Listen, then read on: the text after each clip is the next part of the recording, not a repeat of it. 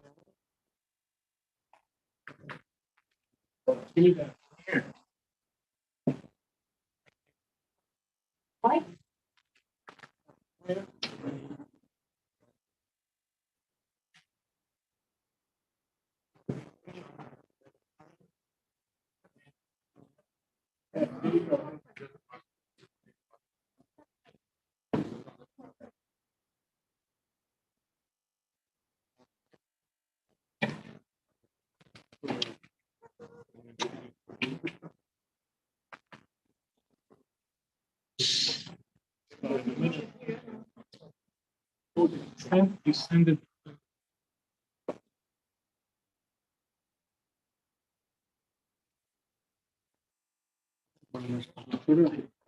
Control measure. You can.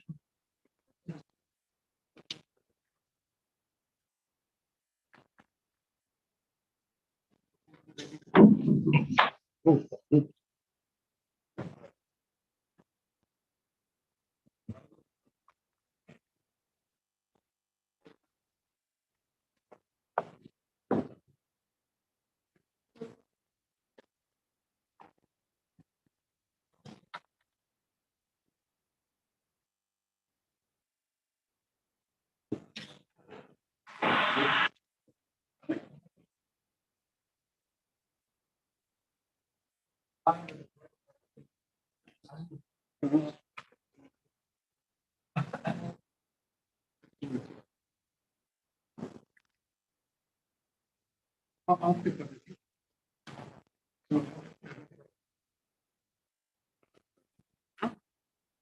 Yeah.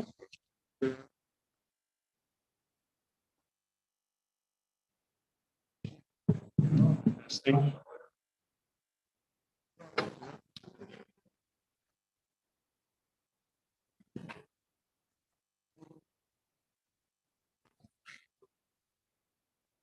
You safety one?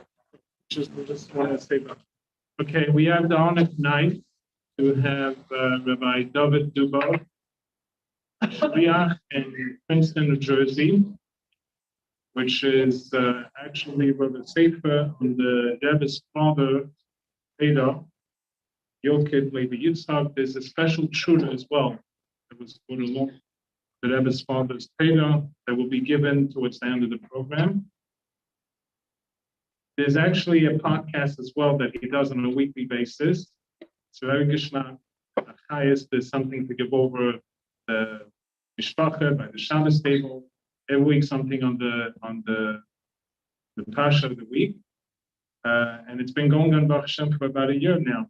And before that as well. And it's on egonterry.org. You'll see the podcast if you want to join the podcast or the WhatsApp group. I'd like to thank, actually, Salmi Schneer, if you'd like to come up and mention about the sponsor tonight. And thank you for coming. It's a very special evening for the father. Wow. So first I want to thank all of you for coming and taking part in this event. Very special for me and all the organizers that will come and make this event meaningful. I want to take a moment and thank Rabbi Rothbach, whose vision it is to have this event tonight and really push for it. So they should bench him with all his Kodesh. And also to thank Shmar Garari and Sona Plank for their involvement in this program. And also want to thank Rabbi Levi Egghouse and his wife for sponsoring the shiurim this week in honor of their son Upshar Nishnak Mendel and the supposed of his father, and the supposed of the Rebbe's father of the Rabbi Schneer, be for him and his family and for all of us in all of Israel. To see the Rebbe together with the Rebbe's father.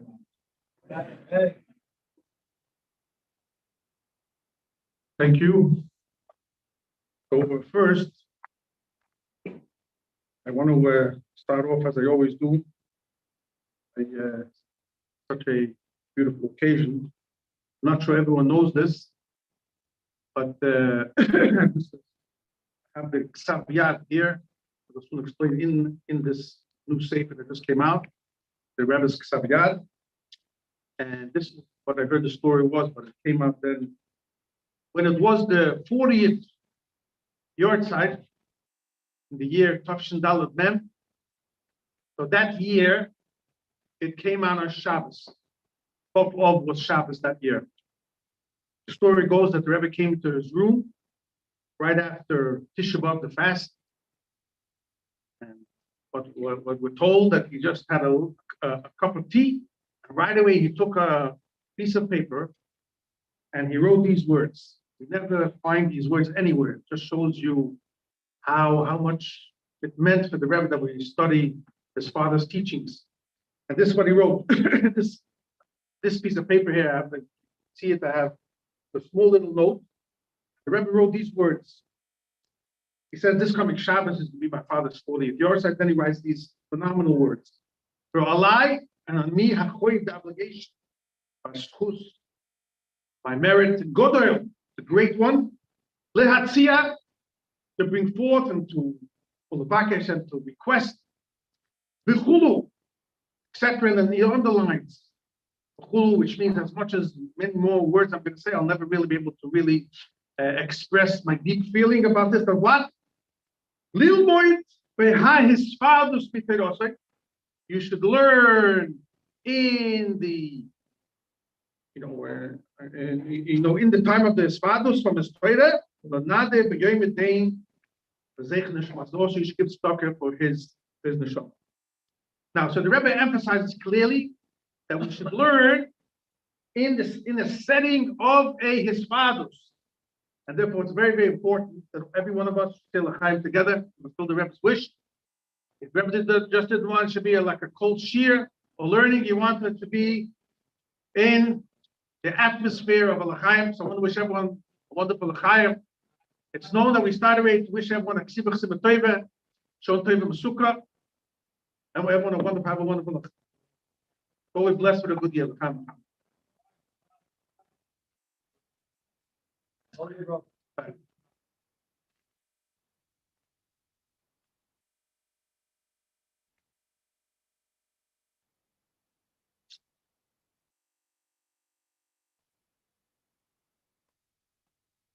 I want to start off.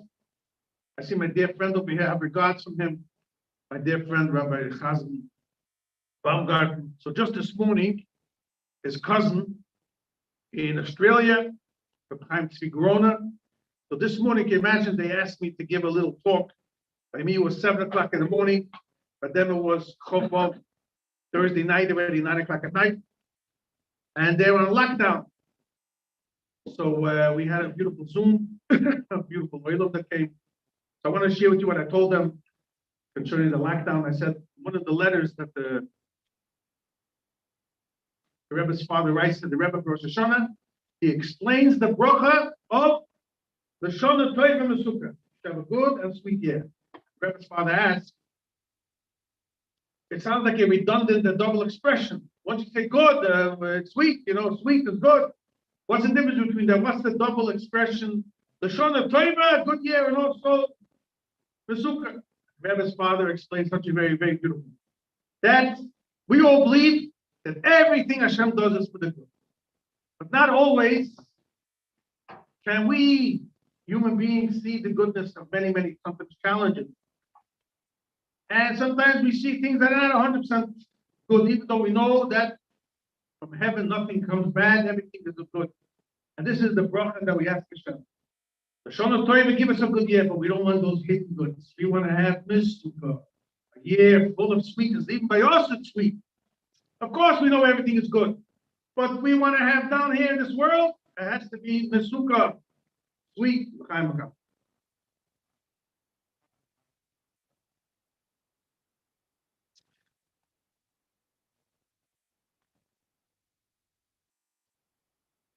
So I want to share with you something very, very nice.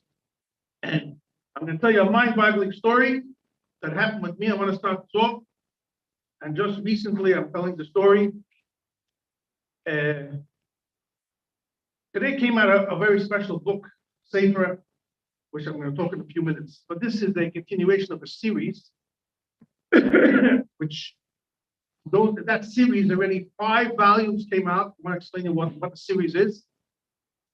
And just 2 weeks ago, this Friday is going to be 2 weeks, we lost a giant, Rabbi Khan, all of Shalom. I want to tell you something very special, what happened with me and him at the oil. Because of him, I want to tell you this project that I'm working on, that's how it happened.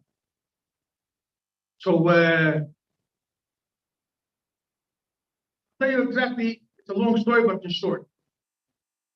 Approximately when it was the 60th, this year the 77th yard sign for the Rebbe, 17 years ago, when it was the 60th anniversary, in Tofshin Samach Dalet, then it dawned on me this idea that, if you look around the world, you will see there were many, many Gedolei Yisrael, many great, great sages. And not all of them wrote Pirushim, wrote explanations of Chumash. People, like if you have an explanation of Chumash, because people like learn Pasha Shavua, they have some nice word on the Pasha, people live with it. So I'm going to give you an example. You could go today, you could go to the bookstore, you could find the book called Reb Kiva Ega Latayra. Reb Kiva Ega did not write. He wrote on Shas, he wrote on Shas Chuvas, he wrote on questions and answers, responsa, but he didn't write on the parshas of Chumash. A guy came, he went through all his books, and automatically he saw he has such beautiful, nice things, explanations in the Posek, the Medrash, the Rashi, and he put it all together, he made a book. So today you can get a book called, and many people use it. Another example, the Raga Trubba. The Raga Trubba Goy, Joseph Rosen, who passed away in 1935, and Genius of a Genius. He did not write on Chumash. Came a man, Menachem Mendel Kasher, and he went through his books, and he organized things, but he has nice, beautiful explanations on Sukkim, on Chumash. And the Rebbe brings it down in the Kundas Zichus. It's called Shabbat Panei Chalatayri. So it dawned on me, why can't we do the same thing for Levi? He also didn't write, maybe he did, but we don't have it, got lost. Who knows what happened to all those thousands of pages the Rebbe said that his father wrote, and we don't know where it is today. So I started to write to the Rebbe at the oil. I had this idea, in honor of your father, to start taking out pieces from what he wrote. And he many times he has such a beautiful track. I'm going to share with you a couple of them tonight on Chumash, Rashi, on the Medrash. I want to tell you what happened. A couple of people asked me. I spoke to Rosh Hashivas, I spoke to Rabban Shluchim. So they said, give us a sample. You have a good idea, but you want to see something. So it took me a time to put it together. Approximately a year and a half later, when it was the 104th year of the Rebbe's birthday, now we're holding the year Tafshin Samavov. Pesach, Yudal Tisna, I gave out a pamphlet. It's not it, I'm just giving you a pamphlet. Have 104 things there, easy things. I want to show people that you think it's all Kabbalah. Kabbalah is not true. It's so beautiful, such beautiful, nice explanations on Chumash. I sent it out, and so many people, they loved it. I got unbelievable feedback. Then listen to every single email, every single text I got. I kept a duchlek, I kept a diary, and now let me tell you what happened. That Chof now, going back 15 years ago exactly. Chof Shin Sama. A story that happened tomorrow, 15 years ago, back by the oil. I went to the oil, and this is what I wrote to the Rebbe. I wrote to the Rebbe like this, concerning the project organized with your father's Hiroshima Torah. So first I said, this is all in regards to the feedback. And then I said that Rebbe, we have permission from Chof. We have people who want to give money for it. We think in our mind we can do it. But such a thing, we feel a little bit, maybe we're doing something that's not, we don't know where before Gimel Tammuz, but sometimes we would never do such a thing without his full Haskoma Bracha.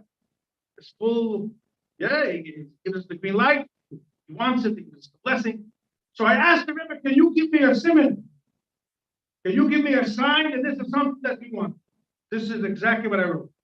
I said, because we feel uncomfortable to go ahead, perhaps. I can tell you many stories of people who wrote things to the Rebbe, and the Rebbe told, you have good ideas, but it's not practical, or it's not for you, So, of course, many times has good ideas, but not always you have to know if the Rebbe accepts it. Especially when we're talking about something for the coverage from his father. And this is, I'll tell you what happens. Came out from the oil. So I go to Rebbe Mushka, then I went to Rebbe Chana. I was walking back. Who do I meet? Walking in that path. We have those two, the two poles over there, the cement beams, right by the end of the shvil, the pathway. Who was there walking to go into the oil was Rebbe. And he's holding a piece of paper in his hand. I'm holding that was a bike. I'm holding the kutus in my hand. I was going back. He stops me. So I shook my head. I looked at him. I know him, but the guy goes to the way. Don't talk to him at the time. His mind is in his mind. He rose his opinion. And he stops me. And he asks me these words. I thought you Yiddish, now I'll translate. He asks me, "Du hast das gemacht? Did you make this?" So I said, I worked on. That's what I asked. So he tells me these words. Ich habe es gesehen, sie sehr gut, so sind sie Mamschuk sein, und ich werde helfen. Komm rein zu mir, ich kann stehen jetzt, und doch nicht. He walks with it. And which he says, I saw it, it's very good, you should continue, I'm going to help you. Come in to me, I can't talk now, and we'll talk. I was so bewildered. I didn't tell him. I said 2 minutes ago, I asked them to give me a sign that you want this. I didn't say a word.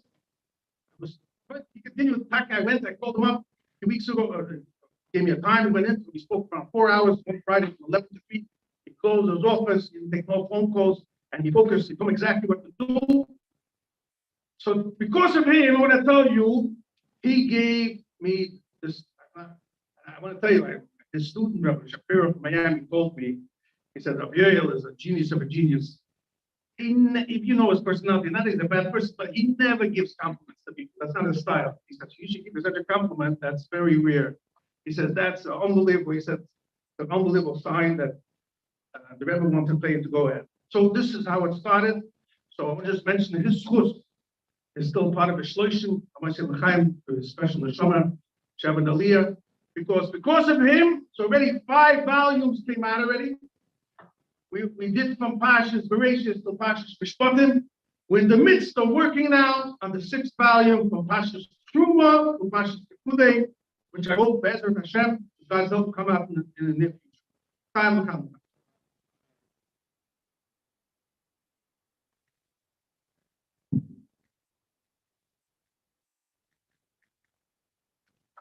Now, I want to share with you something very special. This book came out today.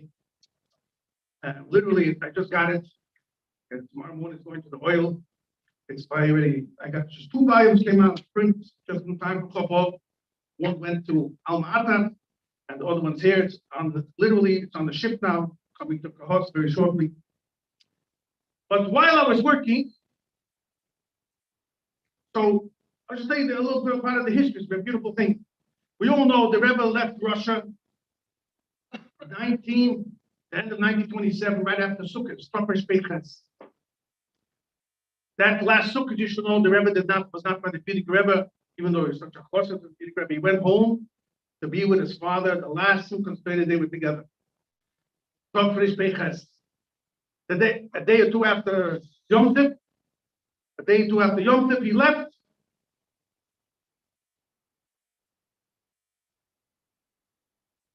Time.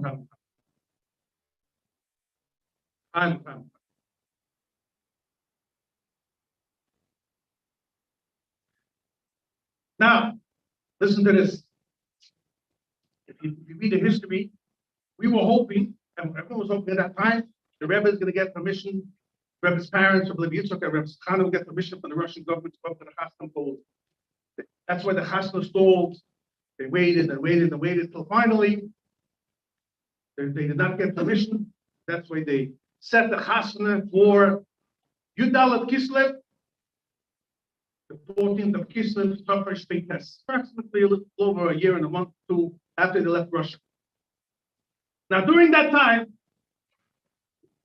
our Rebbe received from his father approximately 15 letters.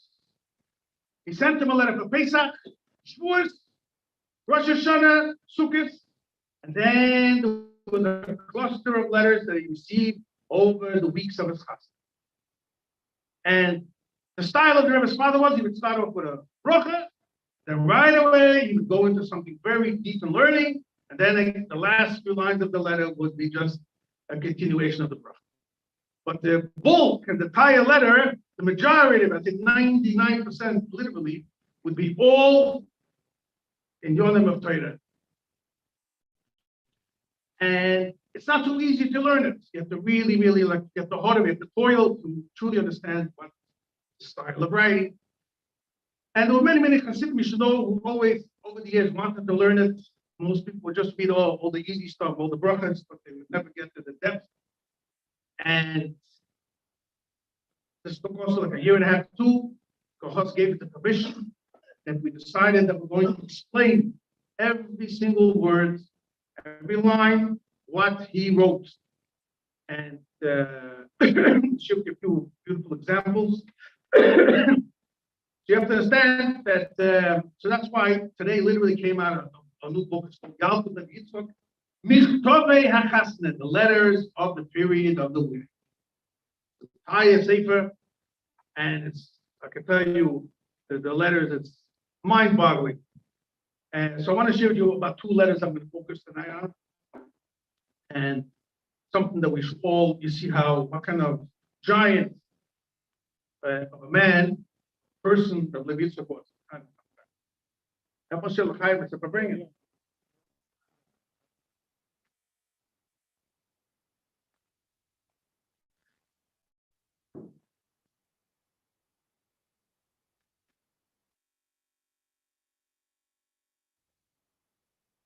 Before we go further, always back to Farbrengen, you say a story in the honor of my dear friends.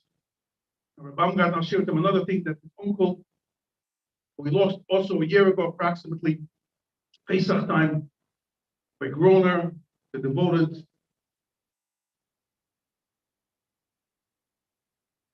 40 years for the Rebbe, even more. So he told me an incredible thing. He told me like this: that if you go to the Rebbe's room, on the right side of the Rebbe's room, there's a table there. It's covered. You don't see, but that table, you ever notice? That table was made by the Rebbe Maharosh. That is a special table there on the side in the Rebbe's room. It's round. They have a cover over it.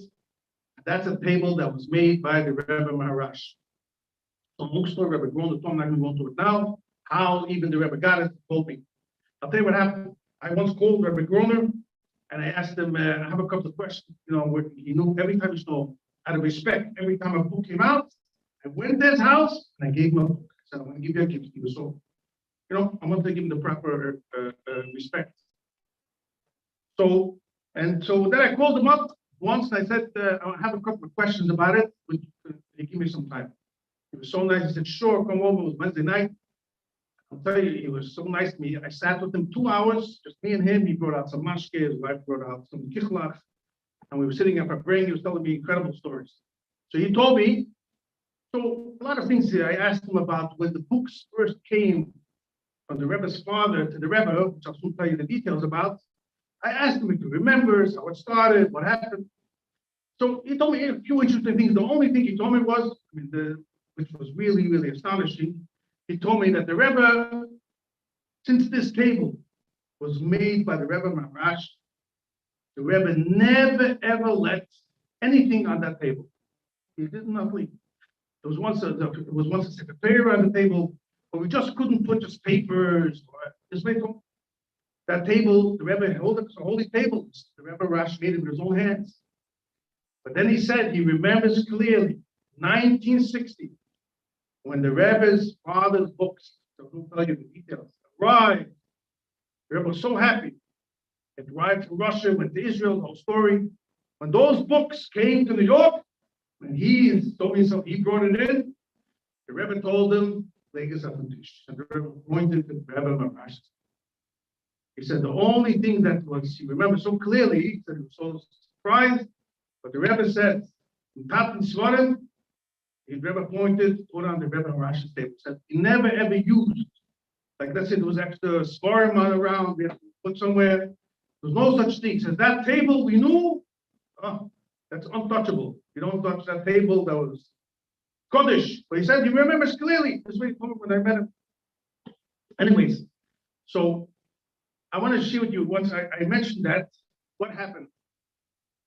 You know that when the Rebbe's father was sent to Kazakhstan in 1939, after he was approximately 9-10 months in jail, so the Rebbe's mother, Rebbe Sanchana, she had such devotion, she learned so much from her. She had such devotion for her husband, even though she was not exiled, she chose with her own choice to join her husband and to help him in Chile. She could have stayed in the activist club, but she knew that her husband is suffering in Chile, somewhere in Siberia. She went there, and she brought him some sporim. Which sporim? She brought him a Tanya. She brought him a Zohar. I have that Zohar in my house. I got to my father, which was printed in the year Chof Ches. That's the year that was printed. And the Rebbe, and then a small little Mishnayos. Very, very few sporim. And then we all know on the margins of the pages of the Zohar, he wrote his commentary. And so I have it in my house. It's unbelievable that everything is divine providence. It's interesting that know the olden days they used to use out as much as possible paper. Paper was expensive, so they would print as much as possible, top to bottom. This print from the Zohar Tofresh Mem Ches is so interesting that the margins at the bottom is pretty large. It goes like 2/3 of the page, or a nice amount of empty space. And the Rebbe's father used those spaces and he wrote all over. I want to tell you something mind-boggling. You can look it up. I'm not telling you my own things. The Rebbe said by Farbrengen, Tovshin mem vol tishtin. He had wrong, yeah? You know what the Rebbe said? The Rebbe said like this. We all know that the Rebbe's mother, you can learn so much about this, and she came to Chile, and she knew what's going to give her husband inner peace. He didn't have nothing. They had no minion. They lived in such, physically, it was like mind-boggling. But what she knew, her husband would have tremendous simcha, would give inner joy. It would uplift the spirits if he would be able to express his chidushim in writing. And that's why she went out and she made ink.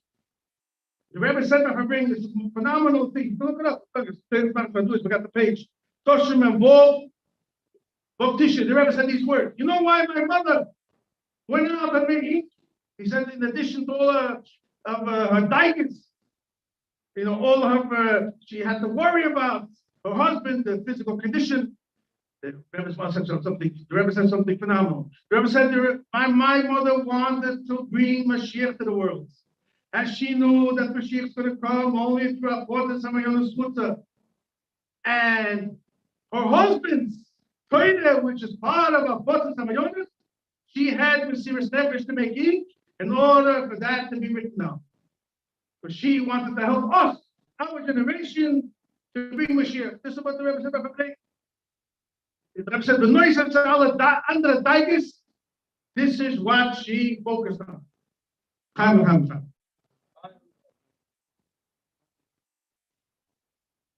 Huh? Oh. The main course will be served after my. I'm going so much in the story, so I don't want to lose the point. We have to get to a nice board. So before I get to I'm sharing out two interesting letters. I'm a person, how are you? So I want to tell you something.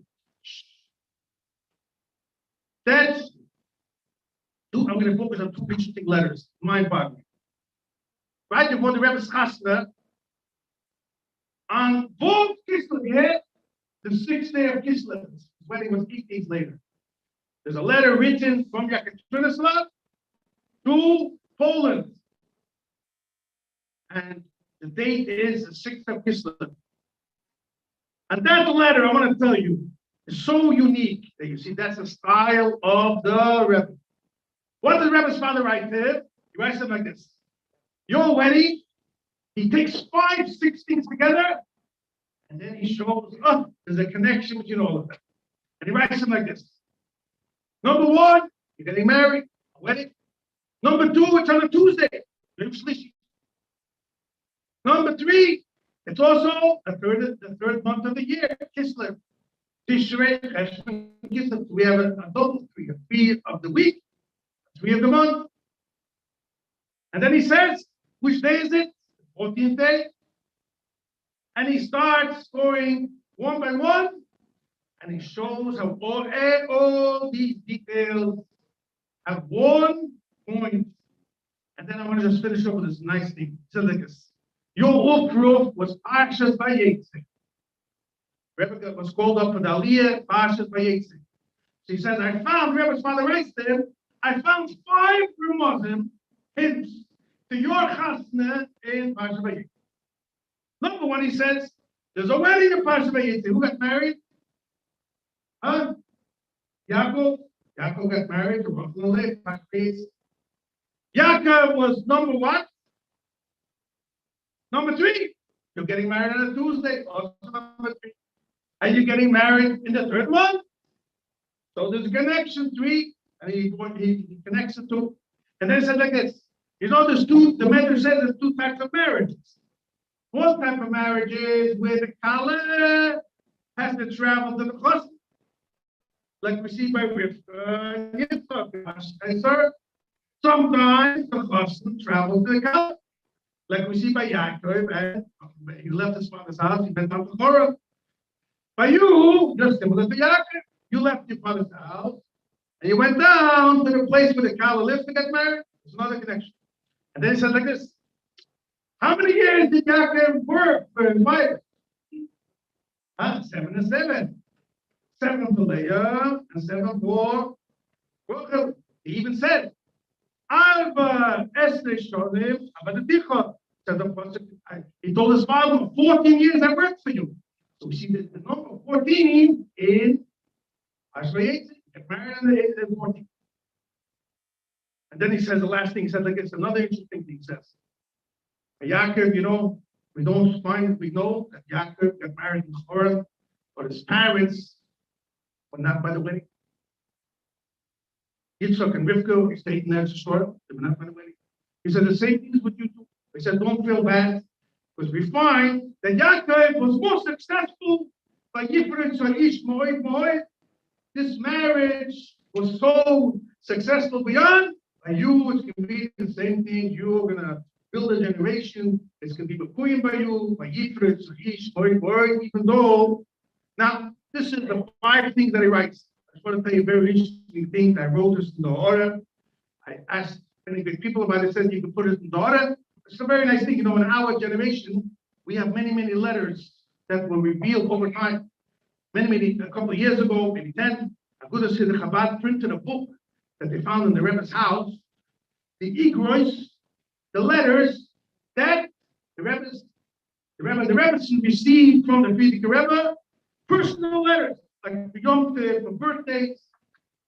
I want to share with you this one letter, it's mind-boggling. The Frierdiker Rebbe writes to Rebbe in the calendar, or this was, you know what year this was? Chof, Reish, Pei, Gimel. It's clearly, you can see it. And she writes to him that you should know when the first time officially the Rebbe met Rebbe Chaim Moshe was in 1923. Clearly in the Ikris. Now I want to, all of you, good numbers, let's make a little cheshbon. 1923, 24, 25, 26, 27, 28, 20. How many years? 7 years. I can wait 7 years. You see how everything fits. Any more time? We just added this in the order Yeshloima. Now I'm just going to conclude this mind-boggling thing that you have to have a voice of the Rebbe's father. Everyone's still high, huh? What? Now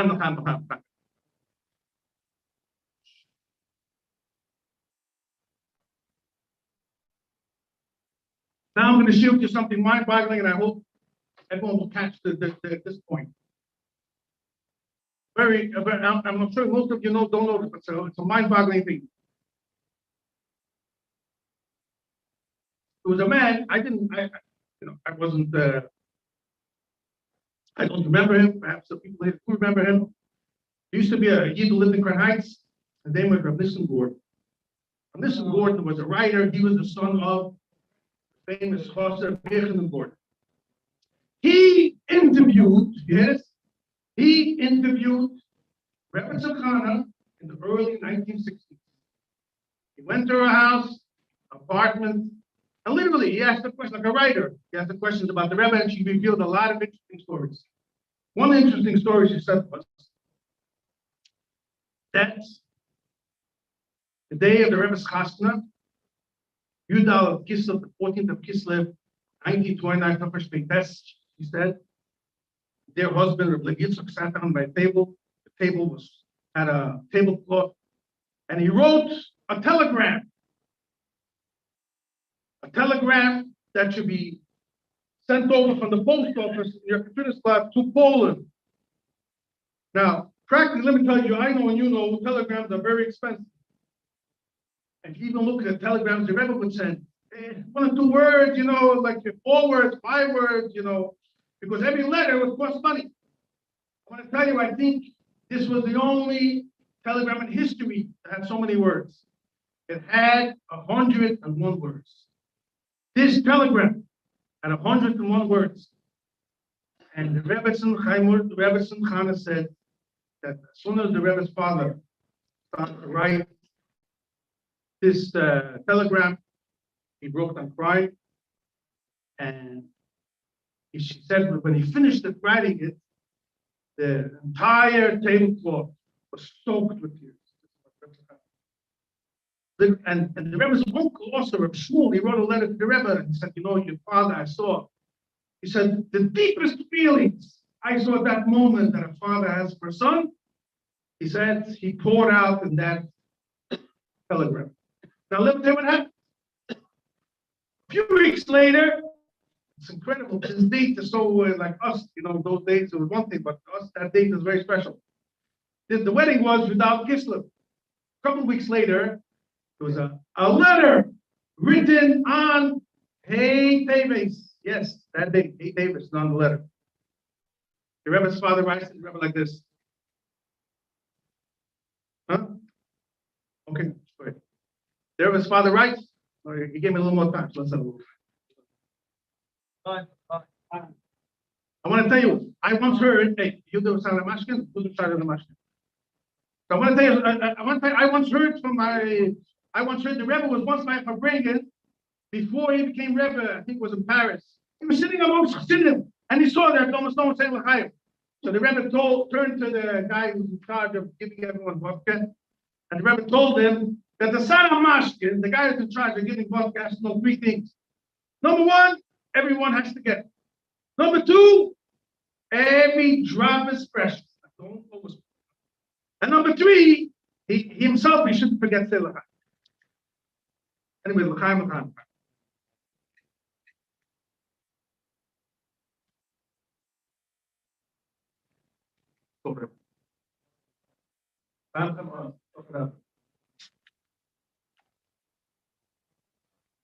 Anyway, so yeah, you make sure everyone's at L'chaim. I hope you brought enough L'chaim.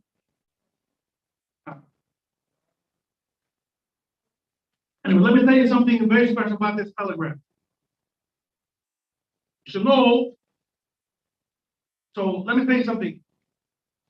So the Rebbe's uncle, Reb Shmuel, he wrote to the Rebbe. He said that your father poured his heart out in this letter.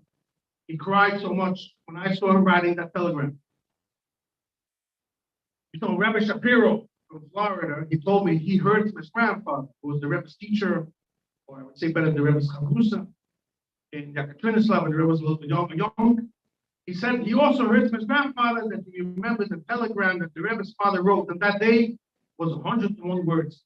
But he said, Rebbe Shapiro told me, he said, I don't think he understood what the reason of the 101 was. He said, it's so unusual. Who writes such an expense, to send a telegram? So let me tell you what happened. Hey, Teves, the Rebbe's father, you can read it. It's printed. It's printed today. I'm telling you my own tradition. The Rebbe's father writes to the Rebbe that I'm sending you a hetek. A hetek means I'm writing over a copy of the telegram that I wrote to you on the day of Chas. And I want Sheyish Shomur Etzlach. I want to guard it, keep it, watch it. It should be by you. You shouldn't just think it's a regular telegram. And then he says these words. You should know, I was medayik. Especially wrote that telegram with 101 words. This is what he writes. He doesn't say why. He just says, that's why he said against. He wrote it, the Rebbe's father wrote it in Hebrew. When they sent it from Yekaterinoslav, the post office, to somewhere, a post office in Warsaw, it was translated like transliteration, like say Baruch, you say B-O-R-U-C-H, whatever, So it was translated, transliteration, so to say, in Russian words. That the Rebbe should get it. But the Rebbe's father wrote, I want you to have the words how I wrote in Hebrew. And he said, I'm writing it over to you, and you should have this. And he sent it to him on Hey Teves of Reish Peitas. We have, and I have it in the book now. They found it in the Rebbe's father's house. They found the actual Ksavyan, the written how the Rebbe's father wrote this special telegram. By the way, you should know this is the only letter or telegram that the Rebbe's father, Levi Yitzchok, signed his name, Levi Yitzchok. He didn't sign his name, usually write Levi Yitzchok, or he added some words. This is the only letter where he signs his name, Levi Yitzchok. But if you count the words, only with Levi Yitzchok is it 101. If you would have said Levi Yitzchok, there would have been 102. So, his only letter, you see how everything is so meduyik. Now, I just want to conclude with the words of the Rebbe's father. I showed this to Rabbi Yael, other people. So the Rebbe's father didn't explain why he wrote 101. I want to say something very interesting. If somebody goes through all the books, the story of the Rebbe's father, so I found 20 times, yes, 20 times. I'm finishing 2 minutes. Okay. What time? Oh, okay. I found 20 times, yeah, in the books, in the story that we have, that the Rebbe's father explains the difference between 100 and 101. And I showed it to I showed it to Yale, other people, and I said, could this make sense if you read all these sources together? Why he wrote the telegram? So Yale told me, I remember he said, it's very good to put this in the whole order. So people would say, perhaps. So let me tell you 2 interesting things that the Rebbe's father brings. And this could be the board for tonight, because also we have to say something of learning. The Rebbe's father says like this. He brings down an Arizal. Arizal writes, Sefer Eitz Chaim, Shad HaZivugim Perek, or chapter of Shad HaZivugim. That there is a malach, yes, there is a bad malach in heaven. That malach is called by the name Mas, Mem Samach. How much is Mem Samach? 100. This malach is a bad malach. You know what his job is? You have good malachim and choil, and you have bad malachim. This malach is a good malach, is a bad malach. His job is, the Rizal writes, Shik Chazapay. He goes and whatever you learn, he wants you to forget what you learned. Because if you remember everything that you learn, you'll be so conscious of what you're learning, you'll never want to transgress. So he makes it you forget, and you're not so alert, and therefore he gets his way, that you should do things that you're not properly. So his job is called Shik Chazapay. So then the Rizal continues. He says this famous Gemara that we have, the Chagigah, the Testament base, which is also now the Rebbe explains the famous thing, the famous Perek Tezbol, the Tanya. There is somebody who's a loya bodoy, he doesn't really toil to serve Hashem, and there's someone who's a oived elikim, someone who really works hard, above and beyond his nature. And the Rebbe explains that the nature wasn't those days to learn something 100. When you learn something 100 more, so the Rizal explains, Mas is 100. As long as you learn something 100, and that was the nature, the teva of that time, you could be under the influence of that evil malach. When you learn something 101, you go out of his realm, and he never, ever can have any influence. You'll never forget what you learned. You'll always remember it. Now I'll show you an unbelievable thing. Myra in the side group. We have 2 chiyuvim, the one minor in the front, one minor in the back. So many. And No. So 2 minutes, Myra will be after this board. No, I'm finished. 2 minutes. Yeah, they have to hear this board. This is the board of time. Come. The Myra of the script. 2 minutes. So I want to tell you something. The Rebbe's father writes, we all know there's nothing that's not hinted in the Torah. Everything, if you look good, is hinted in the Torah. So the Rebbe's father said, look over here. If you have the Gemara says, if you learn something 101, you call it oived. You call someone who really toils. That's what the Rebbe's father says in his Oris Tanya. Oived Elikim doesn't say oived Avaya. What's Elikim? Elikim means, how much does Elikim add up to? We all know. It adds up to Hateva, nature. So oived Elikim, you work. That means you toil above and beyond your nature. Then you'll never ever forget what you learned. This malach is called what? Mas. As the Rizal revealed. Says the Rebbe's father, this entire Gemara of Chagigah, this entire Rizal in Eitz Chaim, and also what the Rebbe says in Tanya is all hinted in a pasuk Chumash. And with this, the Rebbe's father says one more question. The Gemara gives an example over there. Moshe Mishuk Shel. Come on, all. An example the Gemara gives of a market of donkey wagon drivers. If you go a distance of 10 zuz, 10 parsa, that was a distance, no, that's 40 miles approximately, you're going to pay 1 zuz. If you go 11 parsa, 1 o'clock the nature, you're going to pay 2 zuz.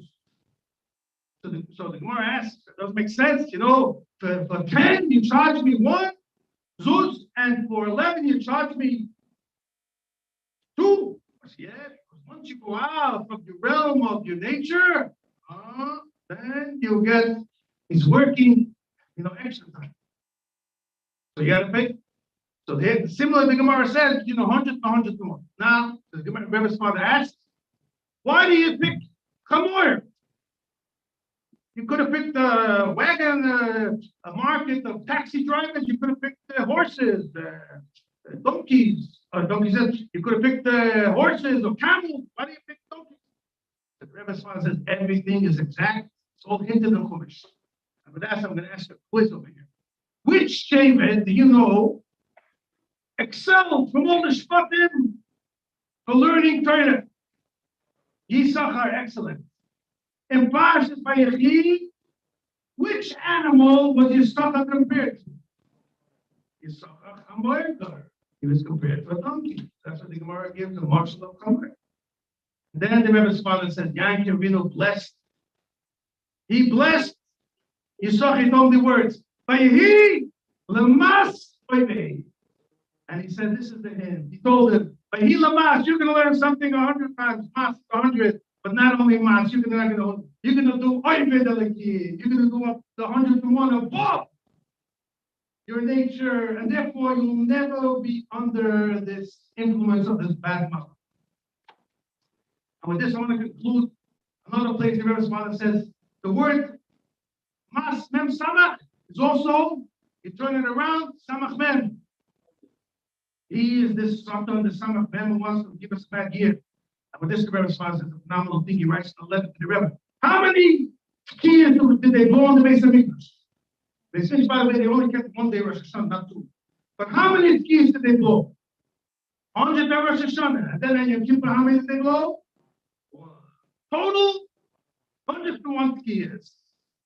Rosh Hashanah and Yom Kippur, why 101? So the Rebbe's father said, because this mas, this samach mem, he wants to give us a bad year. He wants to be in the country. He wants to come against us. And Hashem says, don't blow 101, you go out of his realm, and if that's chus, you will all be blessed or something. I showed this to the girl. I said, perhaps this was the reason why the Rebbe's father, it's another 18 things I could go on and on. It's mind-boggling. And the Rebbe's father proves in Mishnah, Mishah, so many times the Gemara said that the differentiation of 100, 101, to tell you, as long as you go 100, you're under the limitations of nature. The moment you go 101, you go out of the realm of nature. You have a hashpora. You have a flow of heaven, which is beyond nature. And this is why the Rebbe's father, Levitz, wants to bless our Rebbe, David Chasna. That Hashem should bless you. By Yifrit, Zaish, Moit, we all children over here, we're all the children to the Rebbe. The Rebbe has a tremendous mission to fulfill, and we are his partners. So all of us, when we go to the oil, we should ask the Rebbe, we want to be your partners. And through us, you should fulfill this mandate that we should be blessed with the Shalom Mesukah, with a Ksiva Simon Toiva, we should all be blessed above and beyond.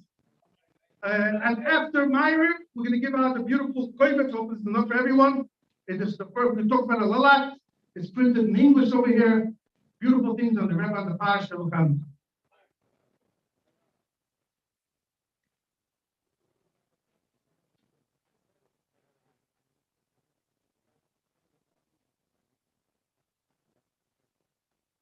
Rabbi Isaac, the Farbrengen will continue right after Meyer. Rabbi Biographical, please stick around.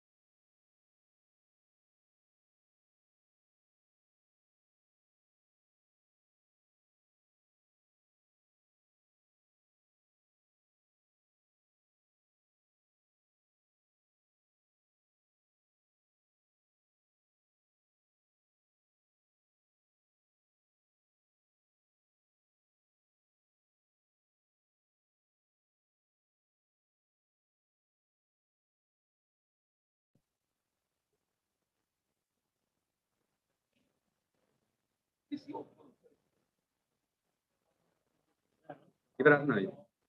I need one too. I need one too.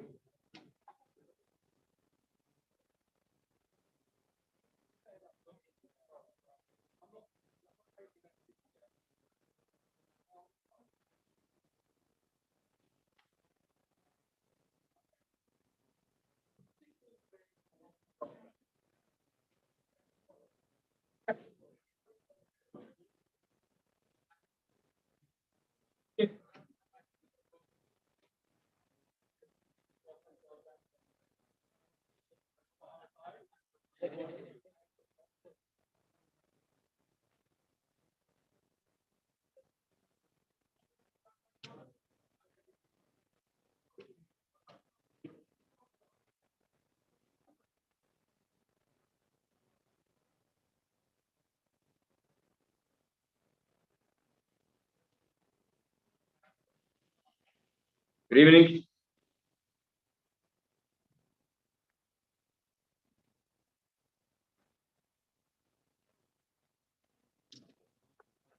One of the people who that I've laid the Yitzchak, as we're soon going to see in biography, got smicha from, his name was Chaim Brisker. Chaim Brisker was one of the greatest giants 2 generations ago, in the time of the Rebbe Rashab, a little bit in the time of the Rebbe. And there's a story that one time his son walked into the Beis Medrash where his father was sitting and learning, all the people sitting and learning those days. And he told his father that he became a chassid. Oh, it's Malta, very nice. And then the Chaim noticed how his son went over to his friends who were sitting there, and he told them all that he became a chassid. Also, they all rejoiced with him. And the Rebbe Chaim overheard how this the son of his, this Bacher, is boasting in front of his friends that he got this massive naden, this dowry. We always talk 10,000 rubles when we talk about Russia, even though it could be $1. I'm not sure what that is. But let's say 10,000 rubles is a lot of money. And that he got a very big naden. Rebbe Chaim did not like that. He went over to the group and he tells his son in front of his friends, do you realize that the reason why you got a naden of 10,000 rubles is because you are Chaim's son? The son inherited also a little bit of seichel from his father too. So he answered back with derech eretz, and he tells his father, in other words, you're trying to tell me that you are worth only 10,000 rubles. So Reb Chaim answered back, my dear son, I am worth a couple of million rubles. The problem is that in this transaction you were involved, my value went down to 10,000. Out there's a concept which is called Yeridas Hadoros. As the generations go lower, everything goes lower. In Chassidus, it explains that although the generation taka goes lower and lower, because that's what we are called ikvis the Mashiach, we are called the heel of Mashiach. At the same time, when it comes to the nasi of the generation, because the generation is lower, the nasi has to be higher than the previous one, because the previous one had a certain job. The lower the generation, the higher the job. And that's why the Yeridas Hadoros may be at the generation level, but not at the nasi level. And we noticed something very interesting. Of course, in Chabad, you see it, especially because it's according to the Sfiras HaMalchus, although it's the last one, it is the top one. And we noticed something very interesting, that later, when the Sfarim of Rebbe Yitzchak actually were released from Russia, in the late 60s, the early 70s, and the way that Rebbe started talking about his father's Sfarim, the Rebbe looked at it just like the Nesiach Chabad, and it's nothing less, and it's not in our hands to make higher and lower, but he definitely put it on the same level as the Rebbe. However, Rebbe Yitzchak did have a little bit of a different guy, more on the Kabbalah way. There's a lot of stories, how the Rebbe Rashab asked him once about that, etc. But these are all Mipi Shmua. So what I wanted to do now is 2 basic things. One, to go through the biography of Rebbe Yitzchak, and another one to take one word from Rebbe Yitzchak regarding the Yemai Stalkus, but obviously it's going to come out something positive. Now, there's a massive difference between the biography of Rebbe Yitzchak and other biographies. Usually, biographies were written by historians. A historian writes down a biography. The biography of Rebbe Yitzchak, as we say, you're not allowed to read it unless you say Birchas HaTorah, because this was written by the Frierdiker Rebbe, which is an exception. The Frierdiker Rebbe did not write any biographies of the other Rabbeim. The Frierdiker Rebbe said a lot of stories of the Rabbeim, and based on the stories of the Frierdiker Rebbe, that is how the biographies of the Rabbeim were built, based on all the. But the Frierdiker Rebbe did not write down a biography of the Rabbeim. The only one, at least that I know of, is the Rebbe Yitzchak. What happened was the Rebbe Yitzchak passed away in the year Tavshin Dalet in 1944 in the summertime. The Frierdiker Rebbe in those few weeks was in Marsa, in the Aurora clinic or whatever it was called, and the Rebbe used to come visit. That's what they say, at least the Rebbe used to come visit him. And all of a sudden, the Frierdiker Rebbe noticed that the Rebbe did not come for a few days. Now, the Rebbe did not want the Frierdiker Rebbe to know that his father passed away, because otherwise, the Frierdiker Rebbe would have made the trip back to New York to Bimenachem Movel, the Rebbe. At least this is what I heard. So therefore, the Rebbe did not want it for the whole time the Frierdiker Rebbe should know. Once the Frierdiker Rebbe did find out about Rebbe, and I think that the Rebbe came, etc. So then the Frierdiker Rebbe wrote a letter to the Rebbe, where a lot of the minhagim of Avelis that we have come from that letter. And then the Rebbe printed it in the back of one of the Amarim, and then later it was printed in the Kodesh. Now, today, we don't necessarily do exactly how it is in that letter, because as time went on, the Rebbe got more information from the Frierdiker Rebbe. So therefore, although we have that letter, a lot of times people, when they, unfortunately, if someone is in Avelis, all of a sudden they see this letter and they see that we don't do exactly what it says in that letter. And the answer is known called Mishnah Rishona and Mishnah Farbrengen. There's the first version and the second version. So therefore, we go according to eventually what the Rebbe told us later. Why did the Frierdiker Rebbe write a biography on a Rebbe Yitzchak? Because at that time, the Rebbe was giving out a journal.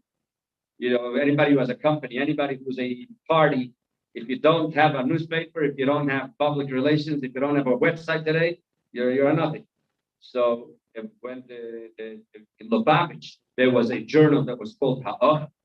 Then later, in the time of the Frierdiker Rebbe, in the 1930s, there was a journal that was called the Hatamim. And this is what kept the Lubavitchers together, because there was no WhatsApp in those days.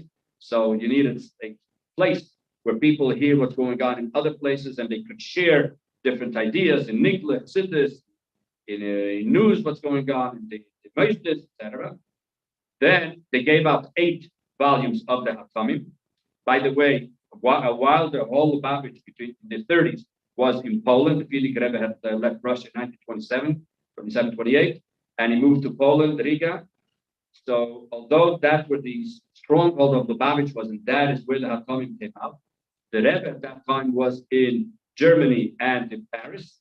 The Frierdiker Rebbe made it very clear to the editors of the Hatamim that everything must be sent to the Rebbe. The Rebbe has to edit it, and then everything that the Rebbe edits, that could go back to Poland and be printed. Unfortunately, the Second World War broke out, so the next volume of Hatamim did not come out.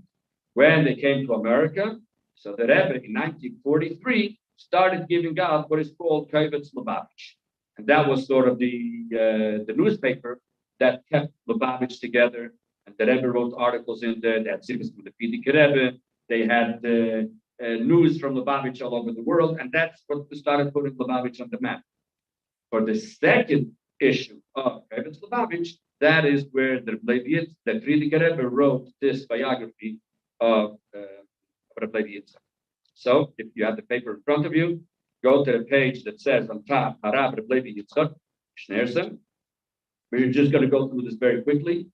I'm going to say it basically in just a few words in Yiddish, but then basically in English. In number 10, 11, and 12, the Frierdiker Rebbe writes as follows: Donnerstag on Thursday, Chof Menachem Lov.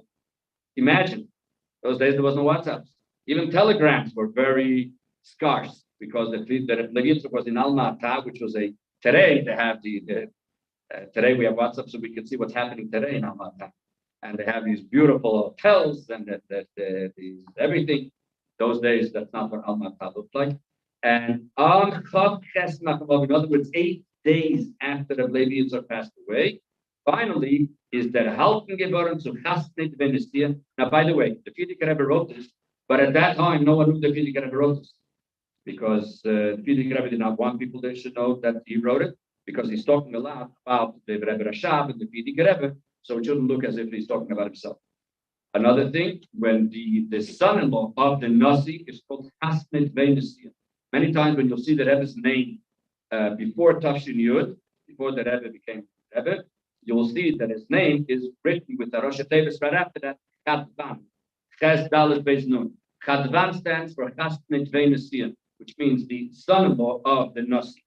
So the Frierdiker Rebbe writes over here that on Chof Ches of Chasnit Venesia Harav, the Rebbe received telegraphisch with a telegram the terrible news that his father, his great father, Rabbi Yitzchak Schneerson, I'm only by number 11, welches Nifter geworden Shabbos Chof Gimel Menachem.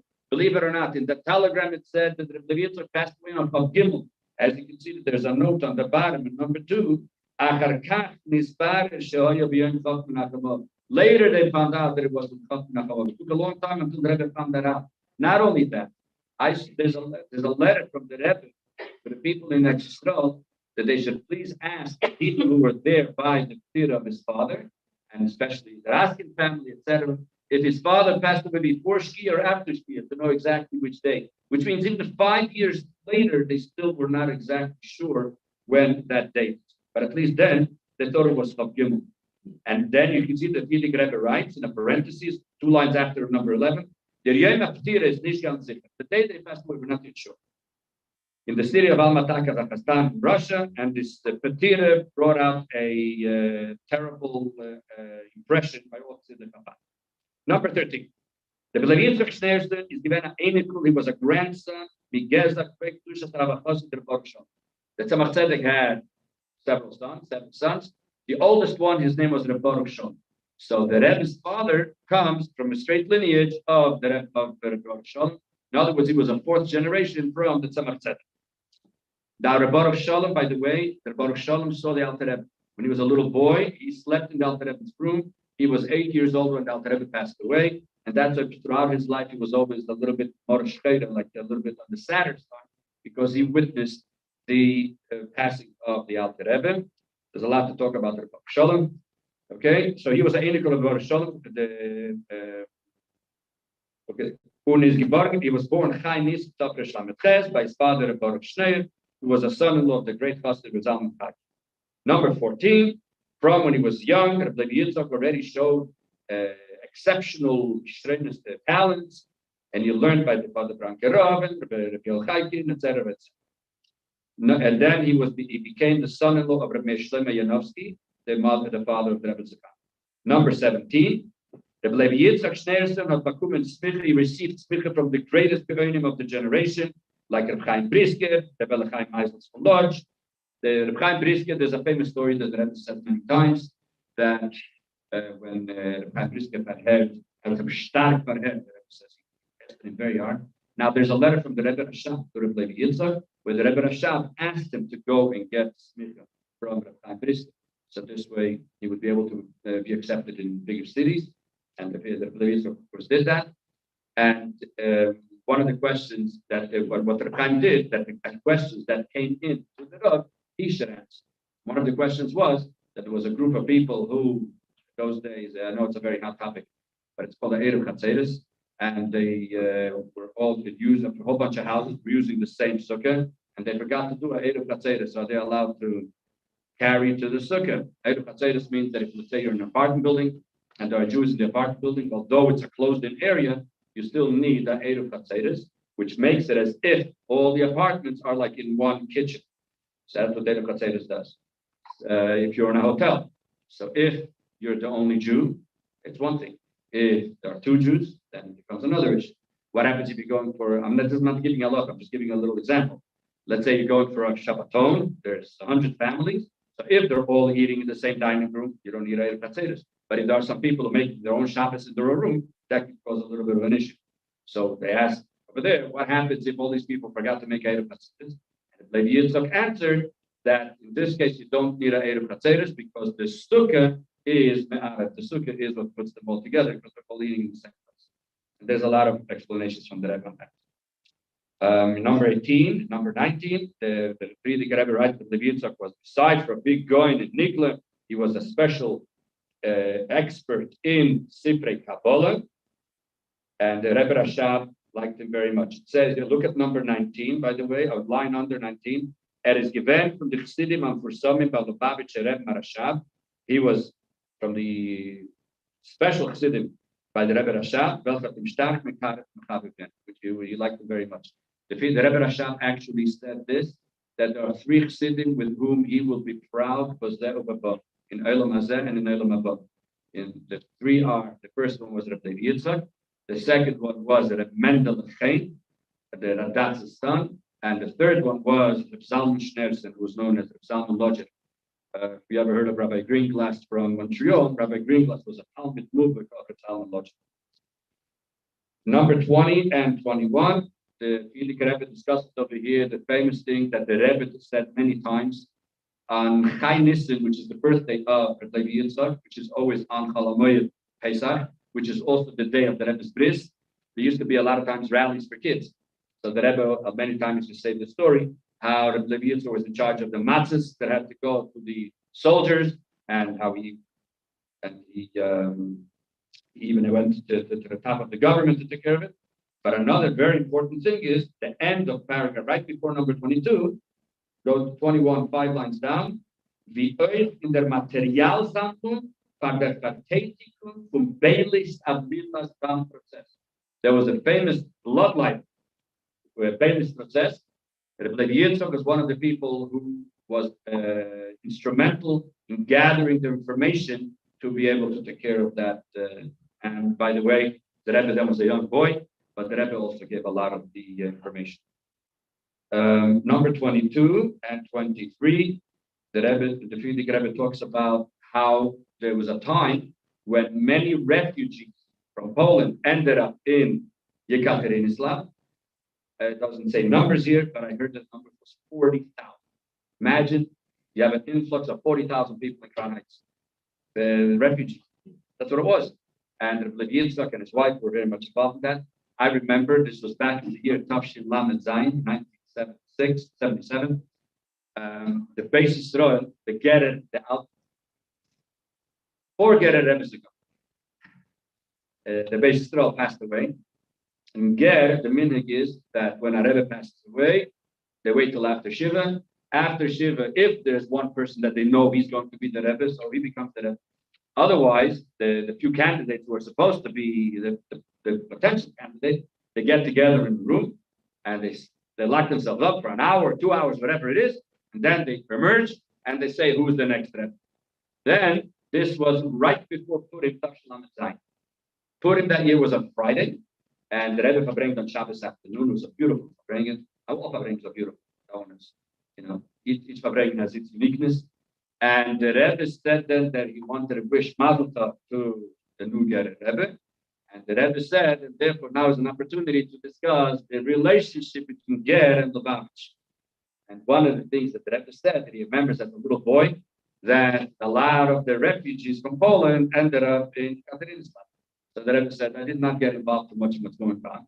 But there was one thing that caught my eye, and that was that although many people came to the house, but there was this one person who Rebbe Levi Yitzchak sat him at the table, and he gave him a lot of covet.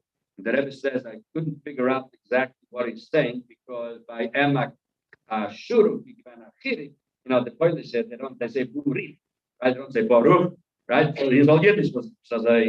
So then he went into the kitchen and he asked his mother, the Rebbe Tzachana, who is this person that giving such honor to? And the Rebbe Tzachana answered, just the Rebbe Nachem Mendel Kaminer, he is a shvager of the Ger Rebbe. That he was a brother-in-law of the Ger Rebbe. So that was just one interesting point, what the Rebbe says over here about plating.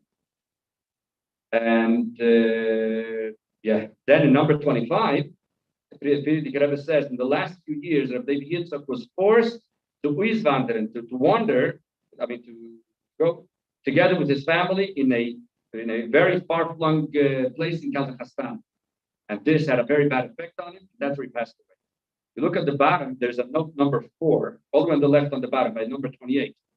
And the Rebbe explains over here, why is the Rebbe being so vague about it? Why did the Rebbe write? What happened? He was in prison, and that's what happened. He was exiled. So the Rebbe writes, Kenire, it seems like, that Dichtav Menusa Stomi said, that it's written vague expressions. And the same thing when it comes in the last few years, when it comes to the concept of Yiddishkeit. Why? Because at the time when this was being printed, the Rebbe was still in Russia. The Russians knew exactly what goes on in 77. And they saw everything which is printed in 77. And all they needed to be able to see that the Rebbe is writing, telling the whole world what happened to Rebbe Yitzchak, that he ended up in jail, etc. And that could be a very big problem for the Rebbe Tzacham. As we all know, that the Rebbe was always against all these propaganda and all these protests that he used to make for Russian Jewry, because every time you make a protest here, another Jew in Russia or Jews end up in jail, lose their jobs, etc. So therefore, the Rebbe wrote it in a very cryptic, vague way. And then the Rebbe finishes off that Rebbe Yitzchak left over many ksavim, many writings, manuscripts, Nigla and Kabbalah, Chaval al de'avdi b'lei mishtakin. This expression, that was a shot on those that are lost, and we cannot find any more people like this. This is the basic biography that the Rebbe wrote. On the other side of the page, we're not going to do the whole thing. I'm just going to show what this is. When the manuscripts of Rebbe Yitzchak ended up by the Rebbe, there was a page, as you can see on the right-hand side, it's a manuscript. This is a manuscript of the Rebbe's father. The Rebbe's father, while he was in exile with no sfarim whatsoever and tortured, etc., finally, after he was sort of released to Al-Matam, which was 4.5 years after he was jailed, he wrote this Rishima. And he basically wrote Al-Pi Kabbalah. Why did he have to go through all of this? Let's go to the top of the page. Ani Levi Yitzchak ben Zelderahu. I, Levi Yitzchak, the son of Zelderahu. Higalti al Meshach Shanim. I went to Golis for 5 years. Lemasa Chile b'Medinas Kazakhstan. First, Levi Yitzchak ended up in Chile. From there, he went to Al-Matam. But where he was exiled was in Chile, which was a terrible place. It was full of mosquitoes and actually said it was only goyim and they didn't have a place, but it was terrible, terrible, terrible. So it was in Chile, Kazakhstan, Umeihem, and from those, from the beginning that I was exiled, I sat in jail, I'm holding the third line, number 2, from test Nisan ad Tu Bishvat Shnas Heitavshim, from Test Nisan until the following year on Tu Bishvat. Now, parentheses, right? Altogether, Bechamisha Beis Asurim, in 5 jails. Bitchila B'Nefesh Petros, first the Pietro Petros, Bachakach B'Kiev, then in Kiev, Bachakach Oidapam B'Nefesh Petros, then a third place, again in Nefesh Petros, Bachakach B'Kharkov, Bachakach B'Almatam. So I was in 5 different jails. Hainu, Meshech Shin Gimel Yomin K'Mispashto. For 303 days, he was in jail. Now, when did they tell me, which is the Enkivader of the SSR of Russia? When did they tell me my verdict? On later towards the morning, when I was in jail in the city of Dnepropetrovsk. And that's what they told me on a Shana Rabbah that I'm going to go to exile for 5 years. Says Rebbe Yitzchak, we're moving. It is self-understood. I'm holding across number 4. That this is Hashgacha Pratis from above. I'll call Rebbe Yitzchak writing this. This is a problem. I don't want to translate it. He is the lika parasavin. This should be atonement for me. Hashem Atay, the Rebbe said, the good Almighty, Asher lekol urachamov, that he has plenty of mercy. Yerachem olay val nebeis shtichu b'tekel al Yisrael, b'schus habeisa akdoshim nishmosei tzaddik, that he's going to in schus of my ancestor who been hated and quickly should take me out from this confinement to freedom. She should bring it back to my home. I will the Ishti, to my wife, my children. In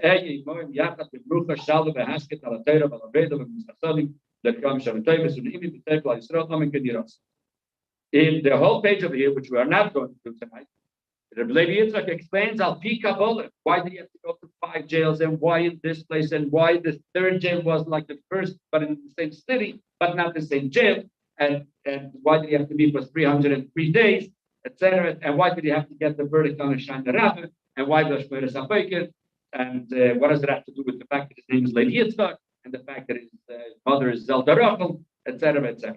Now the Rebbe discussed this on Chof a lot of these details. And throughout the years, we discussed many, many more of these details. But obviously, we're not going to be doing that now. I'm going to do something a little bit different, which is very, very geschmack line of Rebbe Yitzchak.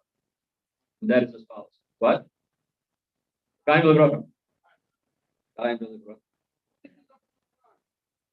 What? Forget this. Yeah. No worry. I always like to blame somebody else.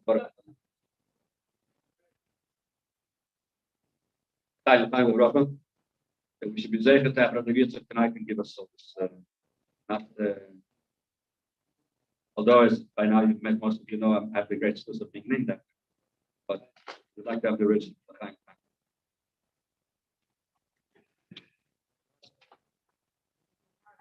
Everybody knows that Lubavitchers have a problem with these talkas of Atzah. For some reason, they don't know how to act. Rebbe passed away. Rebbe doesn't pass away. Rebbe doesn't pass away. Is this something which is a feeling? Is this something which is a reality? Is this something which is based on Torah? Where does it come from? The answer is that Levi Yitzchak is the answer to all these questions. Okay.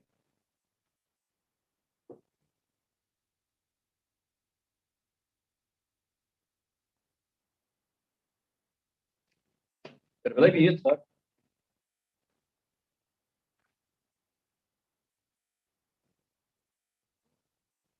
this over here is Lekut Levi Yitzchak, is one of the volumes. It has Lekutim al Tanakh Mamorech Hasam, some certain Gemaras. The Levi Yitzchak can take a Gemara of 5 lines and write 30 pages on it, literally. And over there you'll have Nigler, Siddur, Kabbalah, Ma'aseh B'Torah, Truth Shalbika, the deepest concepts. And by Levi Yitzchak, how to say it? There was once one of the big guardian of this generation passed away about 20 years ago. His name was the Chaim Zimmerman.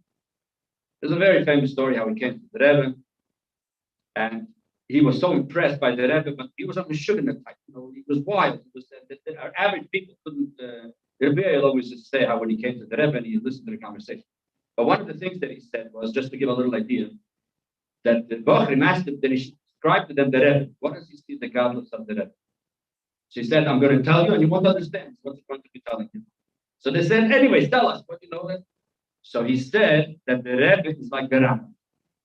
So they asked him, what do you mean is like the Rambam? She said, I told you won't understand. Anyways, he said like this. By the Rambam, you see something very interesting. Any Rosh Yeshiva, they give a shir. What's the shir? Gemara and another Rambam. What's the shir on the Rambam? You find a steer in Rambam, you find a contradiction, and then you show it's not a contradiction. Comes the question, how could there be so many contradictions and then they're not contradictions? How does that happen? And the answer is, that's the way he put it, that when you start, here's one subject, here's another subject, right? A whole bunch of subjects. You start working on the subject, you go, and finally, in Torah, everything comes back to one point. So when you start off, there may be some contradictions. But as you go to the point, everything starts making sense. As long as you get that point, So that's why the Rambam moved the point of Torah, and therefore everything pointed there. So although in the process you may find some stirs, but as you get to the point, everything was fine. So he said the Rebbe has 3 points, the whole Shas. I don't know what those points are, but he has the points, and that's why for him everything is so clear. The Levi Yitzchak, he did not look in Torah that the Pshat, Remez, Drush, Sod, Kabbalah, that it's all different tracks. No. To him, the whole Torah, to a certain extent, the Rebbe explained that also in the Ragachover. Why the Ragachover was so clear in Torah? Because he had points that everything pointed to. There's a lot to talk about. Anyways, so in this Likutei Levi Yitzchak, you have the second section is called Igros Kodesh, letters. There's dozens of letters that Levi Yitzchak wrote to the Rebbe, very big letters, and where he explains different subjects. One of the letters is regarding Chof Dalet tapes. The Alter Rebbe was the first Rebbe, in history. Before the Alter Rebbe, there was no such thing as a Rebbe. Rebbe, Reish Ben Yisrael, with Alter Rebbe explained it in time. The Baal Shem Tov wasn't a Rebbe. The Baal Shem Tov had Talmidim, the Chevrai Kadisha. The Magid had Talmidim, right? Talmidei have Baal Shem, Talmidei have Magid. They're not the Chassidim of the Magid. The first one with Rebbe Chassid relationship was the Alter Rebbe. The Alter Rebbe was the first Rebbe. So therefore, Rebbe Yitzchak, by the way, in the Frierdiker Rebbe, whenever it says the Rebbe, who is that? The Alter Rebbe. That's the club. So Rebbe Yitzchak asks a question regarding Chof Dalet tapes. He says, Chof Dalet tapes is the day the Alter Rebbe passed away. He asked the question, why the Histalkus, the day of Histalkus of a tzaddik, and he says the lashon of the tzaddikim hagdolim b'yosef, of the greatest tzaddikim. Who are the tzaddikim hagdolim b'yosef? Those who are megale rozet Torah, those who reveal secrets of Torah. Why is there Yom Histalkus called Yom HaHilula? Right? What's Hilula? What's the translation of the word Hilula? A wedding. A wedding, at least here in America, things are all different. But in Torah, in Yiddishkeit, the day of the wedding is the happiest day of a person in his life. That's how it works, right? Yom HaHilula, that's what we say, etc. So why, by the tzaddikim hagdolim b'yosef, we call the Yom HaHistalkus Yom HaHilula? Who is the first one that his Yom HaHistalkus is called Yom HaHilula? Rashbi was the first one who was Megal Rozetated, and it's called Yom HaHilula. The question is why? Ask any kid, any child that goes to a school, which is the nicest day of the year in school? Which is the nicest day? Like when you go to school, to go to the park, right? It doesn't make sense. That's Yom Simchos Shel Rashbi, going to the park, right? We're not going to get to discuss on the part, but the point is that we see that Rabbi Shimon Bar Yochai asked that his day of his talmud should be called Yom Simchos. And the Rebbe Yitzchak says, and that's what we see that by all the tzaddikim hagdolim b'yosef, which are Megal Rozetated, it's called Yom HaHilula. By the way, the Rebbe writes in Chof Beis Shvat, in a Ha'ara, the Rebbe writes the concept of Yom HaHilula, of the Rebbe, which if we'll have a few minutes, we'll discuss that. Anyways, so the Rebbe Yitzchak, and he asks that question regarding the Alter Rebbe on Chof Dalet tapes. So he answers as follows.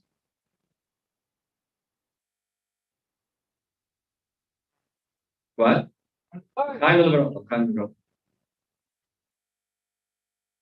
And he answers as follows. By Rashbi, when is the day of his status of Rashbi? When did he pass away? Like right? Somebody says Chayiyah, right? But nobody says that. Usually we say, when is it supposed to Rashbi? Like right? Like became like women. You know, by the way, how do we say that? Ayem, Shlosh Mien, Shehein, Loim. Like we say like Loim. When it says like Loim, there's a lot of answers. But the Pshuta Shel Mikra answer is because like Loim is the Gematria Moshe. And Rashbi was the Moshe of Primus Atei. Moshe Rabbeinu. Nicholas, whatever, just again. Okay, so but the point will go to like Loim. Why? When is the Rebbe Marash's birthday? Bezier. Which day is the Yom? Which day is that? Which day? What? How many people know that? Okay, so you see that there are some people where you stress the concept of Oimer, but that's only by SB, right? By other people, you know. Why do you stress Lag Oimer? Says the Rebbe's father, because Lag is the key to the answer why it's called the Omer. Watch this. Why did he say it should be instant cost? Why? Passed away. The person passed away. Everybody's dead. The answer is because by our average person, when a person passes away, it's the end, you know, people sort of, they know, Hashem, who knows, the Mashiach is going to come and do this. But right now, it's over. What does he see? That now his neshama finished his job, now it goes back to Bechad Katiris Katana, gets connected to the Eibishter, and now it's just another step towards Chiyas HaMeisim, and he'll be able to do all the rest. So the concept of Misa sort of switches to the real Chaim. That's basically what happens. How does that work? Says Rebbe Yitzchak, where do we find in history that by Yidden, all the Yidden were supposed to get killed, and it was switched from Misa to Chaim? What? Purim. What was supposed to happen? Was supposed to be killed at Nar, Badzokin, Taf, Benosh, B'Yemet, everybody. Who switched it? The Megillah is called Megillah Esther. Mordechai is right? Megillah Esther. What did Esther do? She went to Achashverosh. Now, did she want to go to Achashverosh at the beginning? No, she was afraid. Why? Because she might get killed, right? Because whoever goes to the king and is not called, Achas Dostoi, the homies. There's one law. You get killed. Right? So the Mordechai told her, if you're not going to go, so she went. Now let's make a question.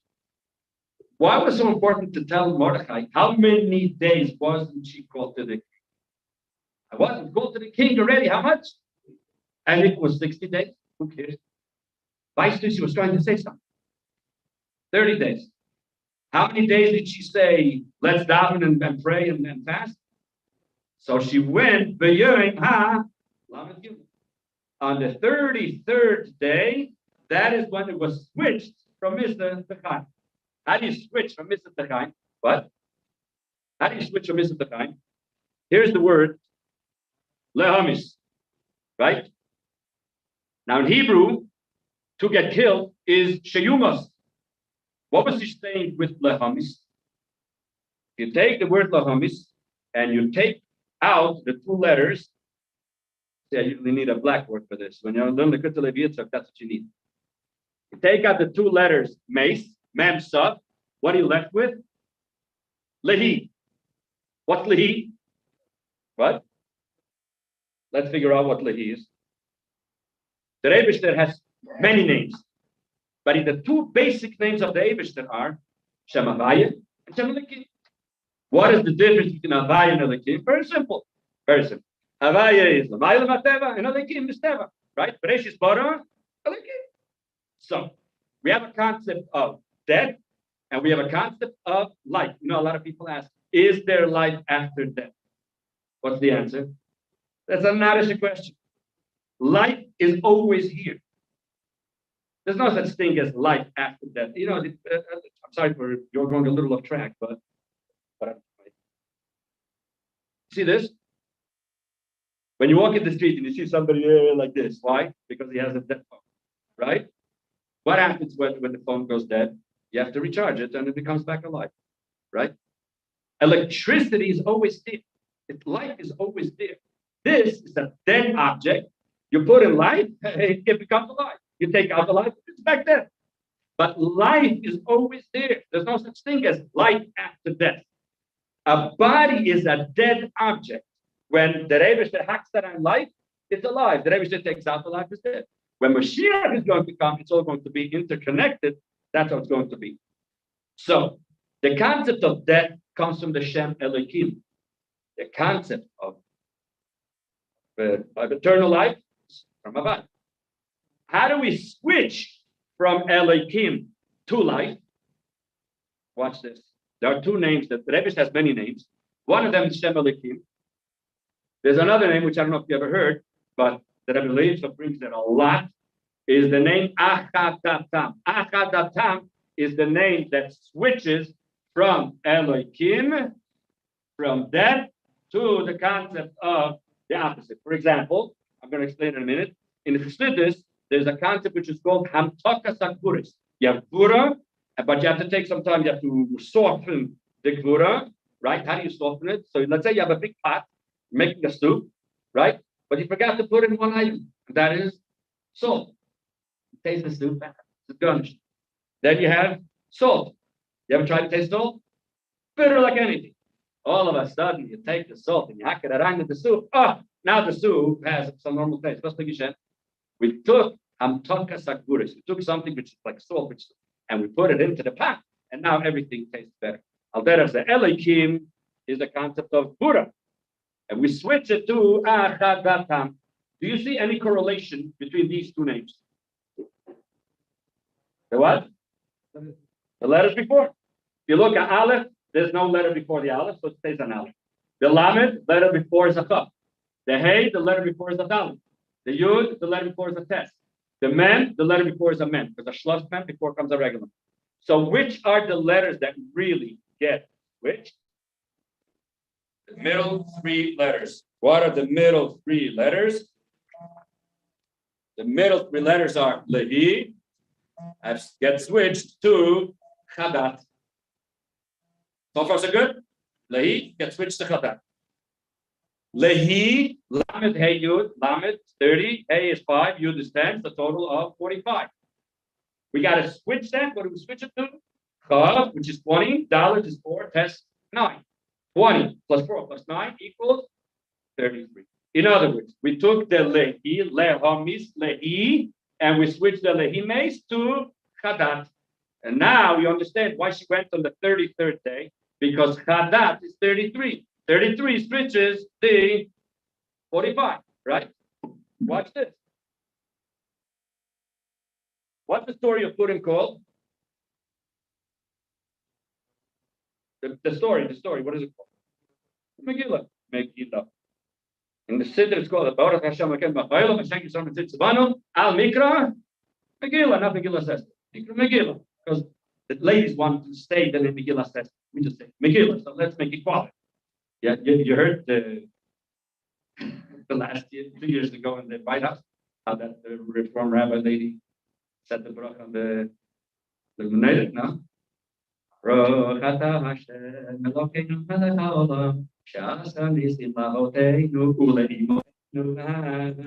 Yeah, anyways. Okay, so here's the story of Purim. Yeah, Megillah. Now, people spell it Men, Gimel, Yud, Lamed, Hey. The Lubavitchers don't do that. Because we go according to the Siddur of the Alter Rebbe. The Alter Rebbe and the Siddur, by this, what? Okay. Stop. You look, the Alter Rebbe spells it Megillah. Mem, Gimel, Lamed, Hey. Give a look. What are the two outside letters? Mem, Hey. Lehi, 45. What are the inside letters? Lamed, Gimel. The outside of the story of Purim, the Yidden are all going to get killed. The previous of the story all of a sudden, no, things are going to change. Okay, so you see how this is all intercorrelated into the concept of Lamed Gimel and 45. So therefore comes Rebbe Yitzchak and says that what is the idea of the Yom HaHilula switching from Misa to Chaim, from Lehi to Chadat. Okay, well, we're not done yet. You want to go home, you could, but it's not going to take us much longer. That's why getting back to the Alter Rebbe. You see the Alter Rebbe here anywhere? Of Dalet Davis? Oh. Chadat? Okay, what I just said now is 4 lines from a 10-page letter. Okay, so if you want, we can go through the whole letter. Okay, but we'll have to be here until Erev Rosh Hashanah. Okay, so I think we're going to, I'm just going to finish off just 2-3 interesting points. So somebody's going to say, wait. Very nice, Alter Rebbe. That. What does that have to do with the story with Esther, with Purim? To make a long story short, I'll just say one more point from that letter, just to see the connection. Esther had two names. Esther Hadassah, that was her name. But Esther was called Esther Hamalka, right? Esther Hamalka. Esther was her Jewish name. Hamalka is what she was a queen over non-Jewish countries. The Alter Rebbe had two names, Schneier and Zalman, right? Schneier is his Hebrew name.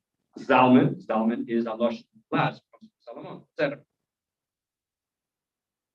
The connection of Esther to Schneier is another whole thing of the Kabbalah, but the Zalman and Malka, that goes right together because she was a queen on how many countries? 127. The gematria of Zalman is 7. Okay, so and then sort of Levita goes on and on and on to show the connection. So to him, it wasn't the story of Purim, the story of Dalteret, the Bereshit. It's all one Torah, but it's all interconnected. So now we understand the idea of Lamed Gimel, of why this Lamed Gimel is so important to when we want to explain the concept of the Heter of this. We want to add something to it, which of course the Levitic doesn't say it, but it's Varsach in the eye. Did anybody hear about Mitzvah of the Rebbe, which is called Mitzvah Yom Levis? When did the Rebbe start Mitzvah Yom Levis? Which year? The Rebbe passed away. Next birthday of the Rebbe. The Rebbe started a Mitzvah Yom Levis. Now let's analyze this for a moment. Celebrating someone's birthday after the person passed away.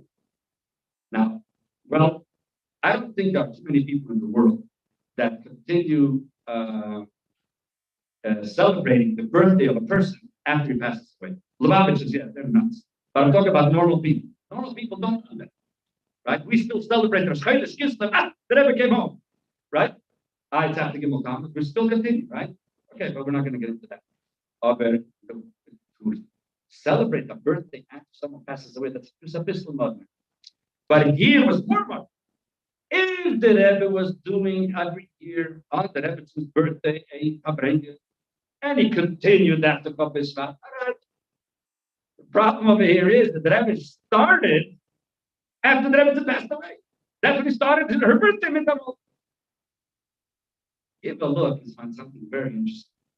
The Rebbe passed away Chof Shvat. 3 weeks later was Zainot. What did the Rebbe speak of that Zainot? And this year Zainot, Tavshin Mem Ches, what? 3,300 years from then. 3,300. What's 3,300? Says the Rebbe, look at my father's letter. This letter over here, what's their number 33? What's the concept of number 33? Switching Misatachah. Therefore, the first birthday of the Rebbe comes, the Rebbe says, we're going to rejuvenate everything. And if you give a look, every year, 33 days. Which is Zainot, but we're not going to get into that. Okay? So now at least we see why these Lubavitchers Mishigoyim cannot relate to the concept of Extalus.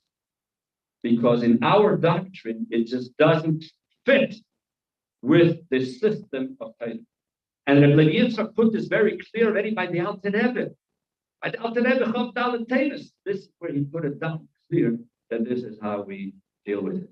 So therefore, that the Rebbe should help, that we should be zeicher tonight to have the Torah Kadosh Miti Tetzei, and we should be able to see with our own eyes how all these things are coming to a Poel Mamish.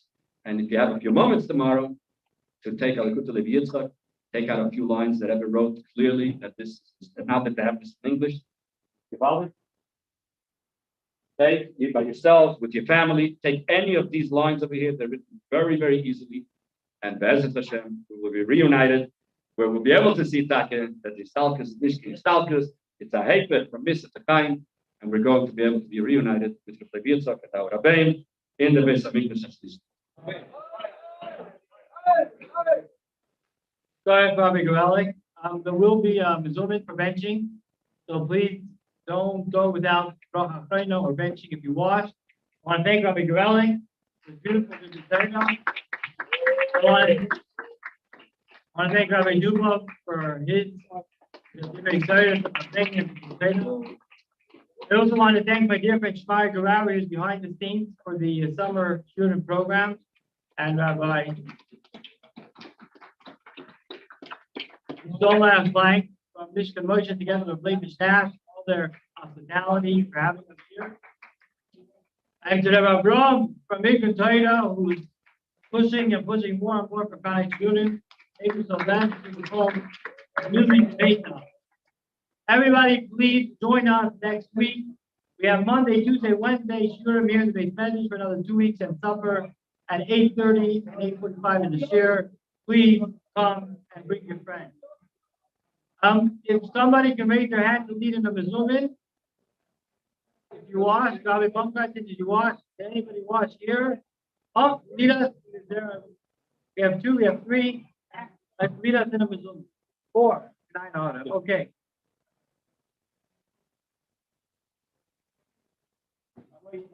Who's ready?